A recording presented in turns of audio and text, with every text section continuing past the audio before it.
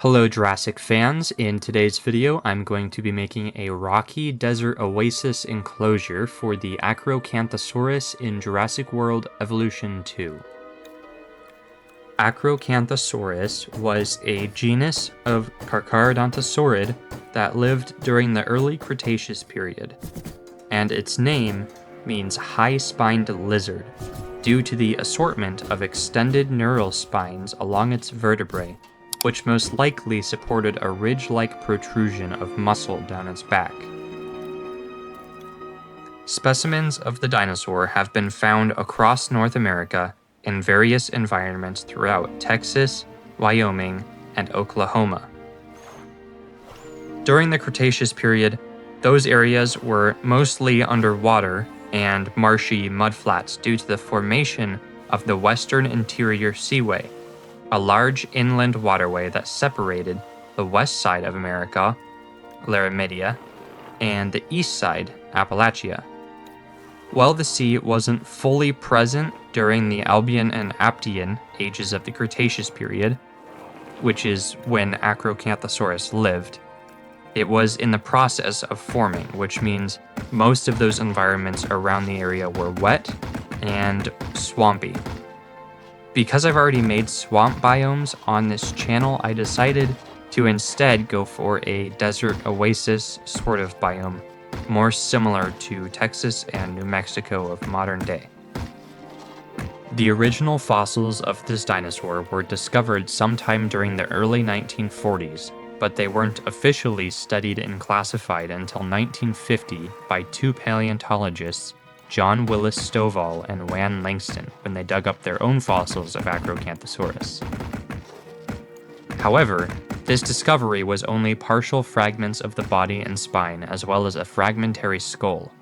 And in 1983, two other paleontologists, Cephas Hall and Sid Lowe, discovered the most complete Acrocanthosaurus skeleton to date, containing over 54% of the total skeleton, this time including a complete skull.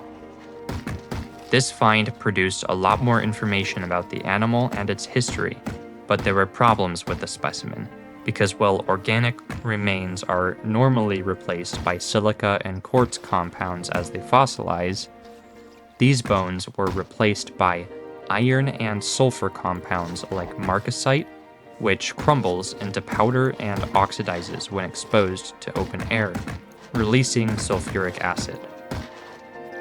This made handling the specimen incredibly tedious and also quite dangerous. The paleontologists, who were amateurs, were able to get help in moving the skeleton, and it was transferred to the Black Hills Institute for Geological Research in South Dakota. This exact specimen, nicknamed Fran, was copied into a cast and is still on display at the North Carolina Museum of Natural History, and can be visited in present day. As you can see, I placed a lot of rocks in this enclosure, and now I just needed to add foliage and plant decorations to add the oasis part of the biome. I used tropical trees and bushes and placed them as if they were growing up through the rocks. This is the first enclosure that I've built using mods, so I wanted to take full advantage of not having build constraints. I basically continued placing trees until it looked natural and lush, and then I just started adding the small details that would bring the whole enclosure together, including cacti, foliage brushes, and small shrubs. Overall, I think this enclosure came out pretty good, and now with everything complete, it was time to release the dinosaur into his home. To make the Acrocanthosaurus blend in with his environment, or just to give him a skin that sort of matched his biome, I decided to use the skin color of Death Valley and the pattern of Pulcherana to give him this sandy yellow and black texture. That's everything for this video. I hope you guys enjoyed, and I hope you were able to learn something about this fascinating dinosaur, and I hope to see you in future videos. Stay tuned for more.